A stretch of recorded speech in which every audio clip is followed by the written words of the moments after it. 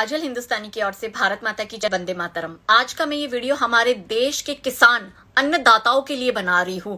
जो किसान बिल आया है 2020, जिसको लेकर विपक्ष साजिशें और षड्यंत्र रच रहा है और देश के किसानों को भड़का रहा है, तो मैं सत्य उनके सामने लाना चाहती हूं कि किसानों को ये बात समझनी होगी कि वर्तमान मंडी व्यवस्था बनी की बनी रहेगी।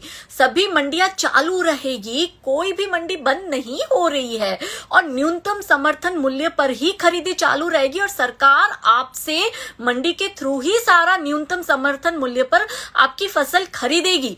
बट सरकार इसके सिवाय आपको एक नया एडिशनल ऑप्शन दे रही है। आपके लिए पूरा भारत खोल दिया गया है, पूरे भारत का मार्केट खोल दिया गया है कि आप अपने राज्य के बाहर भी किसी और राज्य में अपनी उपज बेच सकते हो आपके तय किए गए भाव पर। अगर न्यूनतम समर्थन मूल्य से ज्यादा आपको भाव किसी और राज्य में मिल रहा है तो इसमें तो कोई हर्ज ही नहीं है, इसमें तो आपका ही प्रॉफिट है और इसमें आपको कोई टैक्स नहीं लगेगा। मैं आपको एक छोटे से एग्जांपल से समझाती हूँ कि जैसे चावल की खेती ज्यादा पंजाब में होती है, तो अगर पंजाब के किसान को अपना चावल राजस्थान में बेचना है, क्योंकि हम जानते हैं कि पानी की कमी होती है राजस्थान में और चावल को ज्यादा पानी लगता है, तो चावल का मूल्य भी उनको राजस्थान में ज्यादा मिलेगा और डिमांड भी ज्यादा होगी।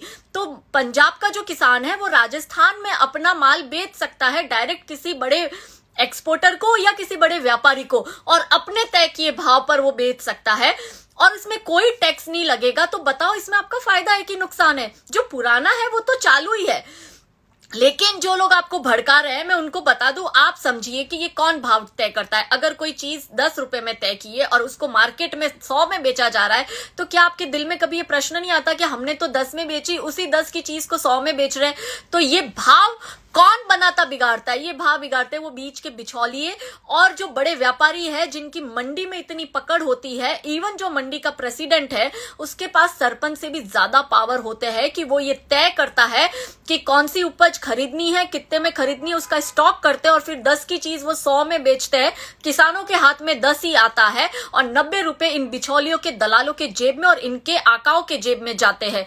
तो अगर आपको एक ऑप्शन फिंगर टिप्स पे दिया है कि आप यहां बैठे बैठे किसी बाहर अन्य राज्य में भी बेच सकते हो, अन्य राज्य का आपके पास से आके खरीद सकता है सीधा आपके घर से या आपके खेत से, तो इसमें तो आपका ही बेनिफिट है। और ये जो सबसे ज्यादा रीजनल पॉलिटिकल पार्टीज जो हंगामा कर रही है, समझ लो कि इनके बिचौलिया ज्यादा है। और कांग्रेस जो सशक्तिकरण की बात कर रही है ना, तो इसी कांग्रेस ने 2019 के मैनिफेस्टो में तो मंडी व्यवस्था खत्म करने की बात की थी, जबकि मोदी जी मंडी व्यवस्था खत्म भी नहीं कर रहे। उन्होंने तो आपको फसल बीमा भी दिया, उन्होंने आपको किसान सम्मान निधि भी दी। इसलिए भरोसा रखिए मोदी जी पर, आपके लिए है।